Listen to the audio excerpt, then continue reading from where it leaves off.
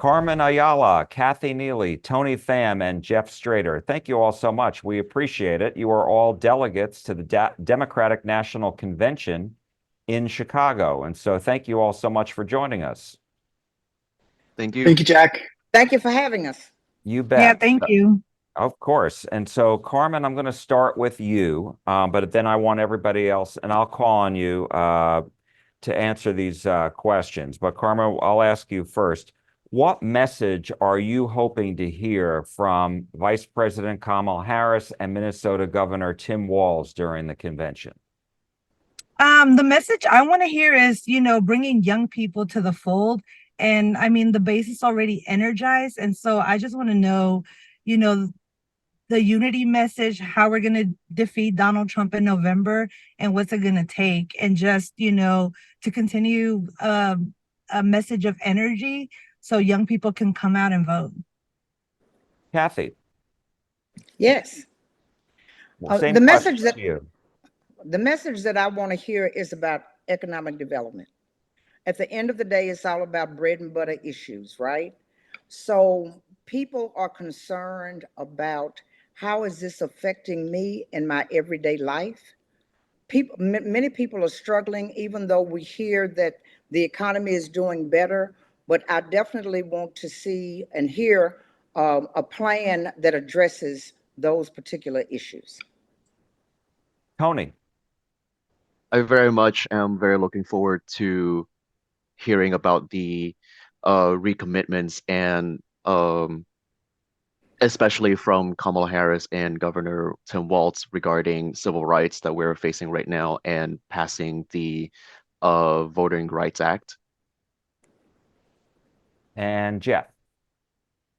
Thank you, Jack. I think, we've heard kind of a preview of what they're committing to in terms of the message of freedom and joy. And I think at the convention, we're going to hear the next step, what's going to lead us over the next, 70, 80 days.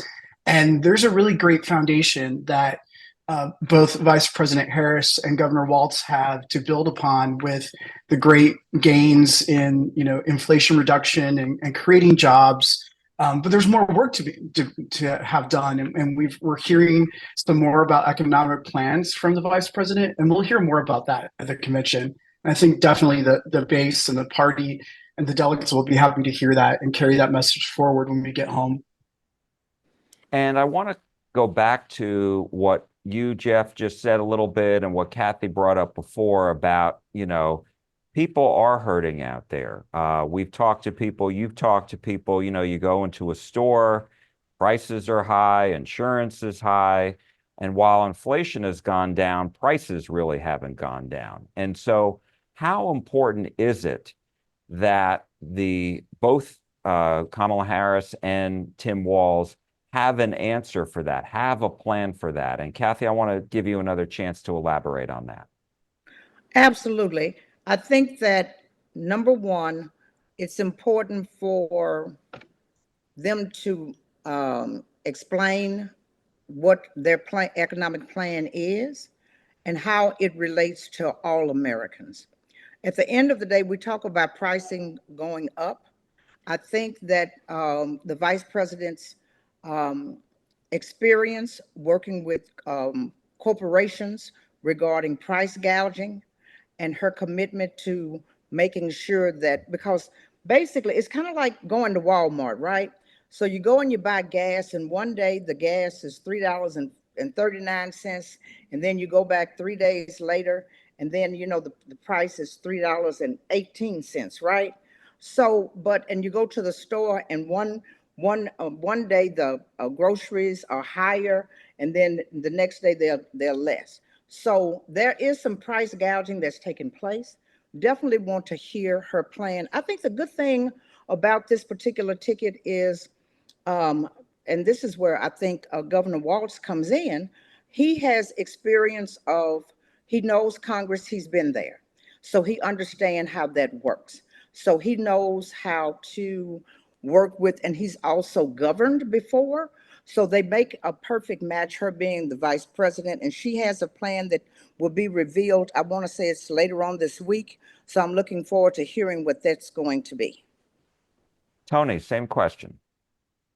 Oh, I'm so sorry. Can you repeat the question? Absolutely. How Yep. important is it for the campaign, Kamala Harris and Tim Walz, to have a plan to deal with the higher prices, the affordability issues, the inflation issues that so many people are having to deal with? I think tremendously because as far as I can tell, there's not a plan from the Trump campaign, right? I know for a fact that our campaign that we're doing right now, not only that we're having a strong commitment for all Americans, but that we actually have a pathway forward with it. Vice President Kamala Harris has the experience of uh, defending for us and attacking the greedy corporations, for example, and same goes for Governor Tim Walz in the state of Minnesota. And so not only have my full confidence that they will come out with a good policy and a good plan, but I also believe that what they can offer to the American people will be more superior than what Trump has to say, or rather lack of what he has to say for. And Jeff, Yeah, I'm definitely looking forward to, their messaging around the economy, but also, like I said earlier, carrying things forward. President Trump has said, are you really better than you were 4 years ago? And I'll tell you, I am. I don't have the threat of COVID impacting my pocketbook, my paycheck, my job. And so I've heard Vice President Harris talk about prices that we all see. I every week I go to the grocery store and I really do see that the prices are getting higher. But at the same time, you go to a local mall in Dallas and the retail stores are packed. So it appears that people have money, people are spending, but our prices are insane. And when you look at the gas companies, you look at companies like Kroger, Albertsons, and others, and they're making big money right now. And so the prices really are a discussion that we really need to have with corporations and manufacturers. I think they took advantage of the supply chain problems of COVID and have really changed and increased prices that have become really unreasonable. I'm surprised. The other day, like I saw the price on Parmesan cheese, and I was like, oh my gosh, this is double what it was 2 months ago. And so I think it's important that we have some really key conversations, and I think the president has alluded to this, having conversations with the corporations and manufacturing base to really see like what can be done on prices. So thank you. And Carmen? I think it's very important that they come out with a plan, especially like in the Latino community. We're out here in this community, and that's one of the things, like Kathy mentioned, it's like a basic issue that everybody's feeling across America, especially here in Texas and Dallas, where people go to the mercado, go to the stores, and like Jeff said, the prices are doubled up. Nothing has going down. What $200 would get you years ago would be like a cart full of food, and now it's so small. So I think it's very important that they come out with a good plan that will entice people, even like people who have never voted before, to come out and vote. And these are like basic necessities. So I think it's very important, and I hope they do come out with a plan that people that we can get behind and support. And I also wanted to ask about another issue that we've certainly seen in the headlines, particularly here in Texas, but all across the country, and that's border security. And so, Tony, I want to start with you on this question. What do you want to hear from the vice president and Governor Walz about border security, how to deal with this issue? Well, for a starter, I know that understandably, I think the idea of Joe Biden appointing Kamala Harris as the border czar is probably on top of a lot of people's minds. And I really want to see what she has to say about her experience. I know that her tackling the root causes of the immigration issues in South America, while it doesn't seem to be impacting the border, I do think in the long term, has been, um, I think it has had an effect so far. And so I really wanted to see the vice president attesting on what those effects are and that how we can move forward because this is not I don't think this is something you can do within a very short amount of time. I think this is a very long time. I want to see what the next term for that is going to look like. Jeff. I think if we would be in a better place now if the bipartisan immigration bill was passed.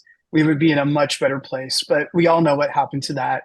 And it was tanked because of President Trump or former President Trump didn't want members of Congress to support the bipartisan immigration measures, which is unfortunate. And it's really sad because we wouldn't be seeing what we see now. And I think a bipartisan solution is really a win-win solution. And it's a shame that it didn't get done.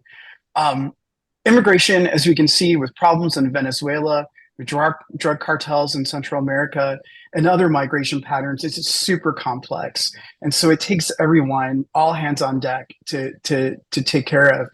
And we've heard the vice president talk about and referring to, the immigration bill and what it could have done. And so I can see that being a baseline, and going back to the table and working on that, if it also including some lessons learned since that legislation was created. What we do know is that a wall that was built hasn't stopped anything. And so, this Great Wall that was attributed to President Trump is something that hasn't, prevented the immigration problems that he felt that were happening. And so that was an incredible waste of money. And so I think resources need to be directed in different ways. And, there needs to be a great comprehensive bipartisan approach to it all. Thank you. Carmen? Yes, one thing I do want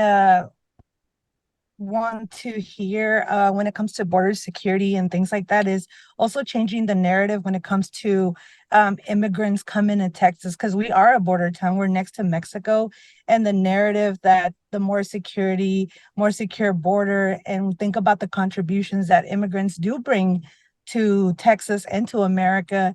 And so, we talk about a pathway to citizenship for some of these immigrants. And so that's what I like to see. I want to see a pathway to citizenship. I want to see this ticket talk about that because, as a Latina, as a Mexican American, this affects my cousins, all my family.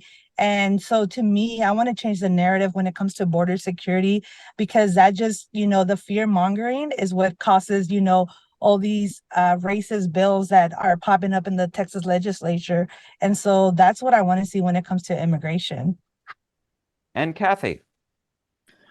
What I want to continue to hear is how we work together in a bipartisan way to address this particular issue. I agree with everything that's been said, but at the same time, I think that it's important that we work together and not make this create a racial divide.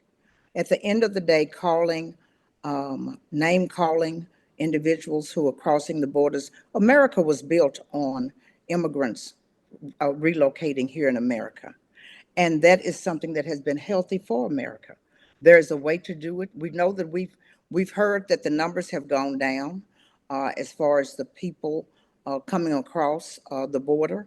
But we have to also work together. And it's incumbent upon our governor to also be willing to work with this administration to make sure that we get it done.